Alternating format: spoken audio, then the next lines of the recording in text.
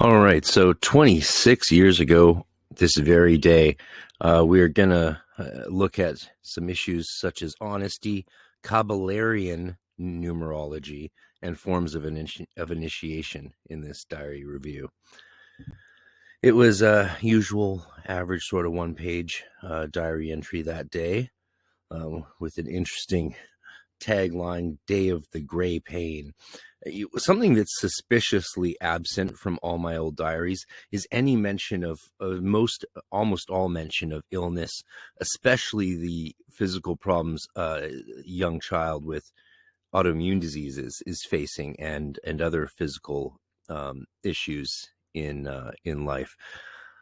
Being vague, obviously, because it's a tough one. But the reason I mainly didn't mention physical problems is because I was very much under the belief that I was raised in then, is that you have to transcend them in your mind and ignore bodily illnesses or pains or suffering, because that's the secret. That's the way to move beyond it. I, of course, as I became an adult, was awoken to the abusiveness of that way of thinking, and I certainly don't blame my father too much for that, but I also do. I guess it's a bit of both, right? It's a tough one. I think everyone understands that.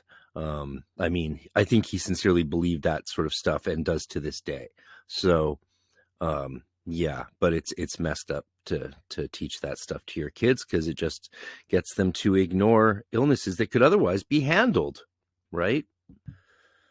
So on November 8th, 1996, between 1 and 2 p.m., Day of the Gray Pain. It was probably a gray overcast day, and I was probably in pain, but I didn't want to really talk about that too much, in my diaries especially, because that would just help manifest the pain more rather than help me transcend it and heal it, right? That's the idea. So I was still 15 back then, starting to figure things out. 1. Today, at some point, I am supposedly initiated into the Hermetic Order of the Golden Dawn. It has not happened yet, for I have felt nothing. It would make sense that I would be initiated today, for it is a 9 day, a day of humanitarianism.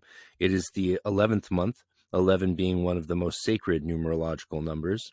The year is a 7, in that I am unsure.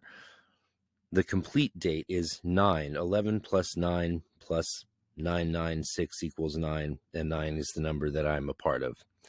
So we'll talk about that.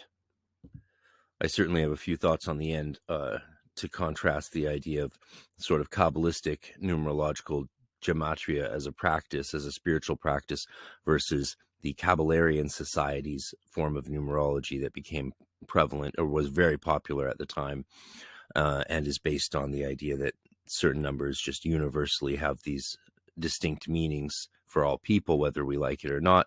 And the numbers in our names, for example, govern who we are and how we behave, whether we like it or not. That's a very different idea than numerological practices and other spiritual traditions, but this is one I was raised in and was all the rage, and everyone we knew was having their names changed, and mom changed mine several times. So it was a chaotic new age world back in 1996. And interesting that I didn't feel anything from the initiation. Of course, it was the middle of the day there, so obviously it hadn't happened yet, even if I was being included in it at all. There's some other interesting points you can raise about that when it comes to spiritual and astral initiations, which we'll talk about at the end. 2, here's an interesting one. I point out what I think about this, and I have some ideas where I got this from, but I didn't get this from the Golden Dawn or from anything there, because I had no contact with them since my initial orientation and signing the vows and filling out the forms and paying the fees and all that, which had happened beginning of the summer or midsummer, I think. And so that was months and months since I had seen anyone or talked to anyone about this stuff.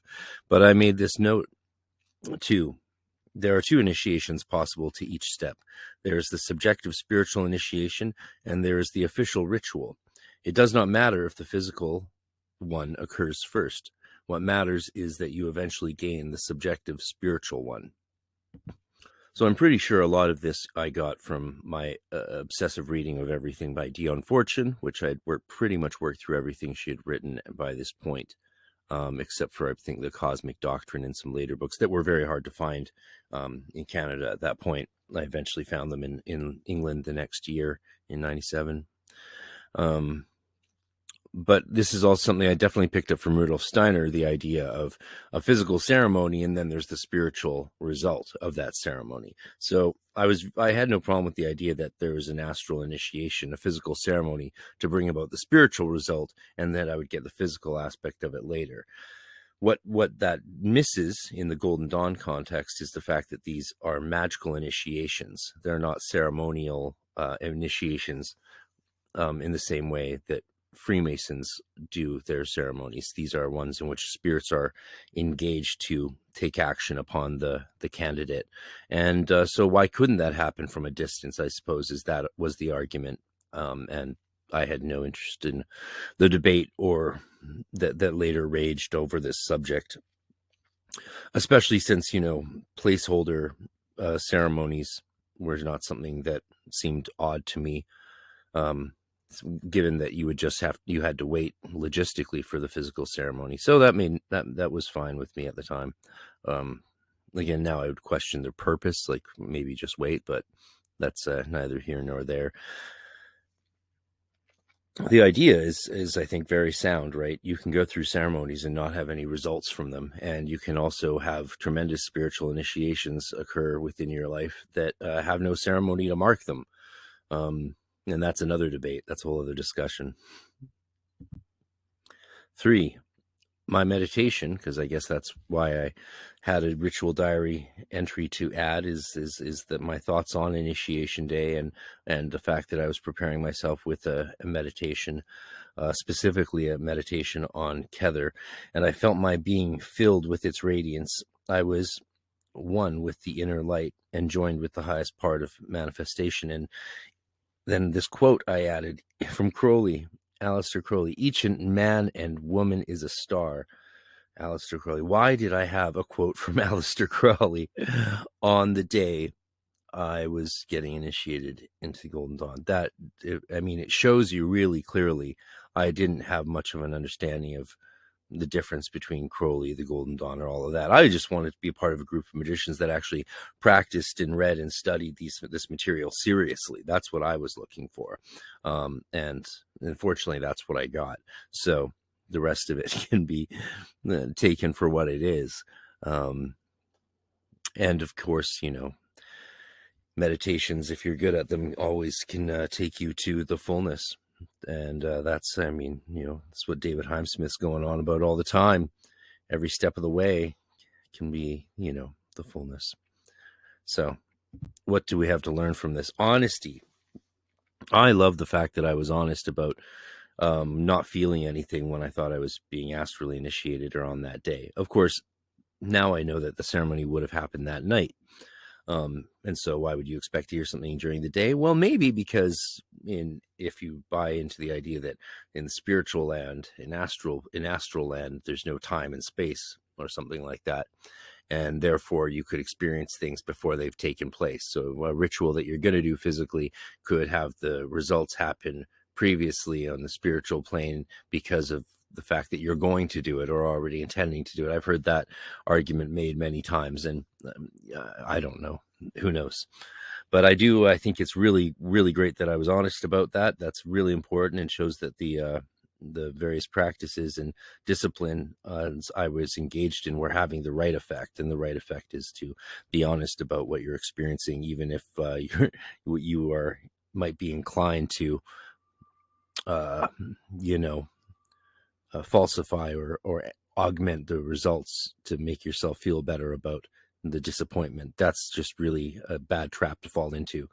Now, Kabalarian numerology, I don't even really want to get started on that one, but I had to live it for a long time, and I abandoned it quickly once as an adult. I abandoned it very quickly, especially as I looked into more of it and understand what it is. I have so many things I could say about that, but really, I just think it's silly, very, very silly to take these numbers and think that they have only one meaning for all people in all places, whether you like it or not. So either it's just culturally myopic.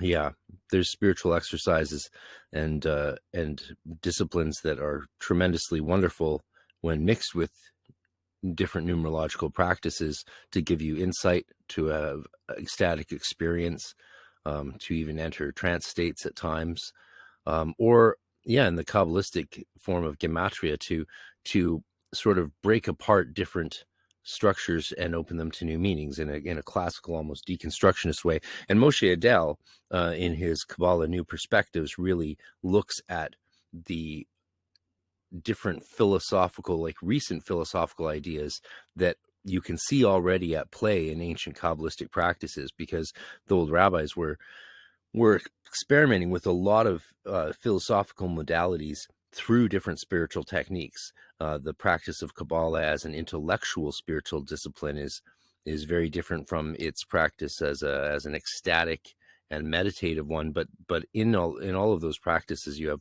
many different philosophical ideas set free to express and play with each other in those early schools under people like Abulafia or Maimonides, and the list is too long to give exhaustively. But yeah, that's a different thing than what this kind of numerology is, which is like a 1 through 9 A B C D E F G kind of thing. And then you know, again, you can look into how Kabalarianism works, and it's not based on Kabbalah. It just co-opted that name to trick people into thinking it's got some ancient practices behind it, which it really doesn't. I don't want to call it a cash grab, but it is what it is. And, you know, maybe there is something to it more than its belief. I mean, we've all got names changed and stuff because of this stuff, but yeah, that's all I can. Lastly, forms of initiation. I mean, there are different forms of initiation. The biggest thing we can probably do is to stop thinking it's all that. And, you know, it happens all the time when you enter into the study of a grimoire or system of magic. You're going into a form of initiation. But initiation into the Golden Dawn is going through specific rituals done physically in the right order to have a magical impact upon you. If you go through them in a different order, or you don't go through them physically, you're not going through it. You're not having the results of that experience impact you magically or spiritually, because you aren't doing it. There's a way of doing it to have these effects, and if you don't do it, it doesn't have those effects. That's just how magical ceremonies tend to work. And I've been a part of them enough to see them done different ways, and you know, yeah. Anyway, if you're going to go through Golden Dawn initiations, go through it right. Otherwise, find a different form of initiation that suits your lifestyle and practices better. Yeah, and hold off on that till you can do it right.